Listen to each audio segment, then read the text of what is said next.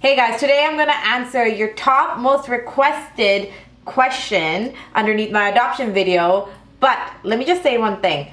Thank you guys so much. Today the adoption video hit over 500,000 views, and when I first put it out, I never thought that it would reach to such a huge mass. I thought, okay, maybe 100 people or 1,000 people, but thank you guys so much for the support. And if you haven't watched my adoption video yet, make sure you check it out. I'm gonna post the link down below, and make sure you write a comment and let me know how you think. I try my hardest to reply to almost every single comment underneath that video. It's gonna take me a while, but I'm just so blessed that I was able to share this video with you and share my story with you, and you guys were kind enough to listen. So the most important question was that, how did you find out you were adopted? And you know what I thought? Rather than answering it with every single person who's asking me, why not just create a video on it? So here's a little story. When I was 4 years old, I asked my mom, where do babies come from? And she said to me, if you pray really hard to God, then he will bless you with a child. And I'm like, how does the child come about? And she told me, well, when you pray one night while you're sleeping, the child comes in between you. So whenever I'd go to sleep at night after she told me that, I would be like, please God, I love kids, I love children and all, I'm a child myself, but I don't want a child right now, So that's all I kept praying at the moment, because I was so scared that if I pray, what if a child came out of nowhere? But so that's the story she told me. And then one time when I was at school, a friend of mine told me that kids don't come like that. They come from the tummy. And I was so confused. I came home and I asked my mom, Mom, my friend told me that a child is born from your tummy. I don't understand. And then she sat me down and she explained to me, okay, she was like, you know what? All right, now I have to tell her the truth, otherwise she's gonna keep on questioning me. So I was 6 at the time. She sat me down and she said, a child comes from a mother's tummy, yes, but there's also other ways a child can come from. So I was really confused, and I thought she meant what, like it can be done by a man, it can, I don't understand it. See, even right now, like I'm going back into that mindset and I'm kind of like, yeah. So then she sat me down and explained that a child can come from various situations. There could be many factors, such as a mother's health. There could be situations where a child is given up and another family wants to take care of that child. So she explained to me all these different situations of how a child can come into this world. And I asked her, why would anyone want to give up their child? And she told me it could be because they weren't able to give the life that they were able to this child. So they thought that something better could happen, or that they had some negative situation happen to them and the child was left alone. So these orphanages are where the children are placed in, and from there, other parents who want a child, be it because of, health problems, be it because of, they want to give life and happiness to a child who deserves it. And I mean, every child deserves it, before you guys go crazy underneath the comments, but you know what I mean. They just feel that every child deserves to have that happy life. So they would choose to go to the orphanage and adopt a child from there. And so I realized what adoption was. She told me the definition of adoption and told me how wonderful it is to do such an act. And as a child, I was like, wow, Mom, like that's amazing. I hope one day I can adopt. And that really made her smile and made her feel very happy. And that's when she told me, she's like, I want you to know something. You were an angel and you needed to have a better life. So that the truth is that we adopted you. You didn't come from my tummy, you came from someone else's tummy. And I went, wow, I'm a special child. I'm 6, that's how she's explaining it to me. And I got very happy.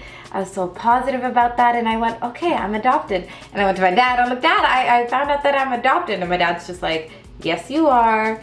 And how did Mom explain it to you? So I told him, and he was very happy with the way she had done it. Now, the only issue was that I didn't know the way people looked at adoption. Adoption is a wonderful thing, don't get me wrong, but there are some people obviously that don't see it that way, or don't understand it, or have different opinions about it. I went to a couple of my family friends as a kid, as a 6-year-old mouthy child. I went up to them and I told them, I was like, oh, I'm adopted. I came from someone else's tummy, this, that. And I remember at those times, those children looked at me very differently. And then they started making fun of me. So for about 2 years, I was being made fun of. They were saying to me that your parents didn't want you, that's why you were given up. You weren't given up because you were special. And kids can be really mean sometimes.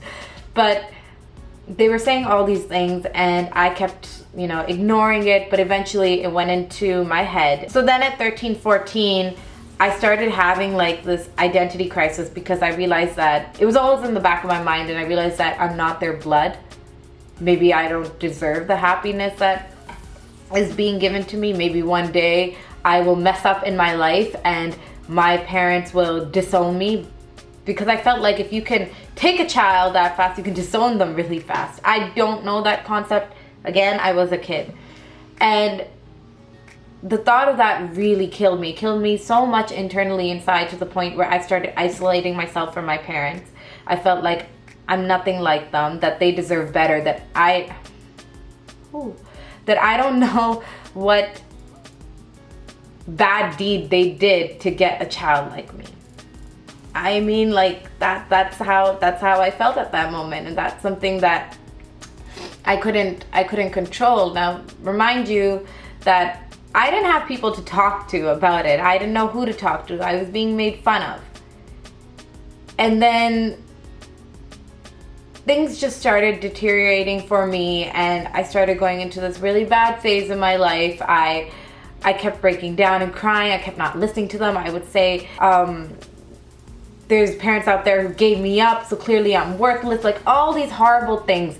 And it's not because I put it in my brain, it was because I had kids around me making fun of me, telling me these things. And when I was younger also, I was at this prayer thing for a family friend, and there was this group of, older women talking, and they were talking about how this young boy will not be inheriting anything from his family. And one of the ladies had asked why, and they said, oh, because that child is not theirs.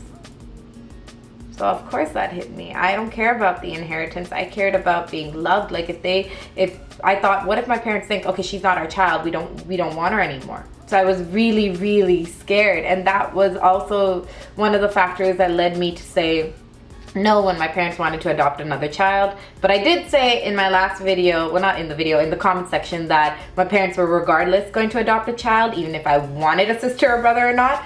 But later on, like I said, I did want a sister brother, but my mom's health was really, really bad. It started deteriorating even more, so she was unable to. But that was also a factor why I didn't want to have a sibling, and now I kind of regret it, because I really wish that I did. Just thinking about it is just, I don't know, I don't even know what to say. So I just kept isolating myself, and I began closing the door in my room and just wanting to be alone and trying to find my identity and purpose, not realizing that I have these wonderful, wonderful parents that I could talk to. I have these wonderful parents who wanted me. I whatever reason I was given up, but I have parents who wanted me. So when I was 16, going through some rough times, I realized that I have to open up to my parents, and I did. And I told them exactly how I felt like one day in life I'm probably gonna make a huge mistake and probably hurt them so much that they just don't want to be my parents anymore.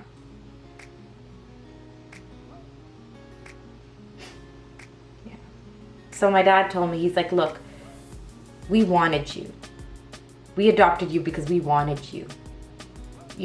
When my parents, I'm not sure if I shared this with you guys, but when my parents had signed up for adoption and all of that, they waited 6 to 7 years to have that child. Now, during that time, many people were like, you could go through surrogacy, you could go through, a family member of ours, a close family member of ours also had offered that, I would give you my child. And my dad was like, no, I wanna give someone that happiness that they might have not have been able to have. And he's like, I want to do that. There's so many kids out there. There's so many kids out there that need that help. And I'm going to do that for a baby girl. And he chose a baby girl at that time in the 90s, because during the 90s, I did say this in my adoption video, I don't know how the mindset is that much now. It has changed a lot, but at that time, you know, it was males and females. So, and he wanted to adopt a female because females, some of them weren't treated right.